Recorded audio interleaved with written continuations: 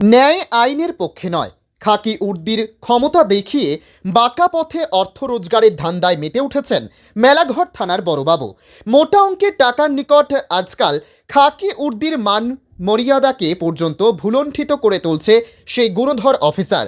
এই পর্বে একজন বিএমএস নেতা এবং এক নারী নেত্রীর পদধূলোয় সর্বদাই বিকিয়ে দিচ্ছেন নিজ দায়িত্ব কর্তব্যকে, যা বরাবর আইনকে নিয়ে দাঁড় করায় বিতর্কের কাঠগড়ায়।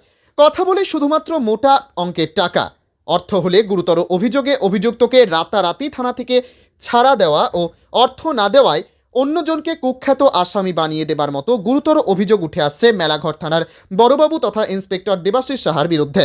ইতিমধ্যে ওনার বিরুদ্ধে উঠে আসছে একের পর এক চাঞ্চল্যকর অভিযোগ। জানা যায়, মাত্র বছরখানেক পূর্বে মেলাঘর থানার বড়বাবুর পদে দায়িত্ব গ্রহণ করেন ইন্সপেক্টর দেবাশিস সাহা।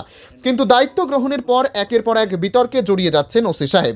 ইতিমধ্যে ওনার বিরুদ্ধে দফায় দফায় 70 এবং 25,000 টাকা ঘুষ খেয়ে দুই কুখ্যাত চোরকে থানা থেকে ছেড়ে দেওয়ার মতো গুরুতর অভিযোগ। অর্থ না পাওয়ায় একই অভিযোগে অন্য অভিযুক্তকে মামলার আসামি বানিয়ে আদালতে সোপর্দ করা হয় জানিয়ে রীতিমতো মেলাঘর থানা চত্বরে শুরু হয়েছে জোর গুঞ্জন।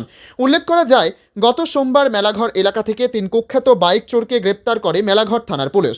আটককৃতরা হলেন জহির মিয়া, জাহাঙ্গীর হোসেন ও বিল্লাল মিয়া। তাদেরকে জিজ্ঞাসাবাদে উঠে আসে বেশ কিছু চাঞ্চল্যকর তথ্য। আটককৃতরা মাদক বাণিজ্য জড়িত থাকার প্রমাণও মেলে। একসময় স্থানীয় সংবাদকর্মীদের ডেকে এনে পুরো বিষয়টি সংবাদকর্মীদের নিকট তুলে ধরেন থানার বড়বাবু তথা ইন্সপেক্টর দেবাশিস সাহা। অভিযুক্ত 3 জনকে আগামীকাল আদালতে প্রেরণ করা হবে বলে জানান। কিন্তু আশ্চর্যের বিষয়, এমতো অবস্থায় বড়বাবু অর্থাৎ রোজগারের ধান্দায় যেন মেতে ওঠেন। যথারীতি বিল্লাল মিয়া এবং জহির মিয়াকে থানা থেকে ছাড়িয়ে নিতে বিভিন্ন দালাল মারফত শুরু হয় থানার বড়বাবুর সাথে দর কষাকষি। জানা গেছে, স্থানীয় এক বিএমএস নেতা এবং এক নারী নেত্রীর হস্তক্ষেপে মাত্র 70,000 টাকার বিনিময়ে থানা থেকে ছাড় পান বিল্লাল মিয়া। বিষয়টি নিয়ে একাধিক সংবাদ মাধ্যমে খবর প্রকাশ হয় এবং পরবর্তী সময়ে মাত্র 25,000 টাকার বিনিময়ে জহির মিয়াকে থানা থেকে ছাড় দেওয়া হয়েছিল। জানা গেছে, বাঁকা পথে রোজগারকৃত পুরো টাকাই আত্মসাৎ করে থানায় বিতর্কিত ওসি সাহেব দেবাশিস সাহা।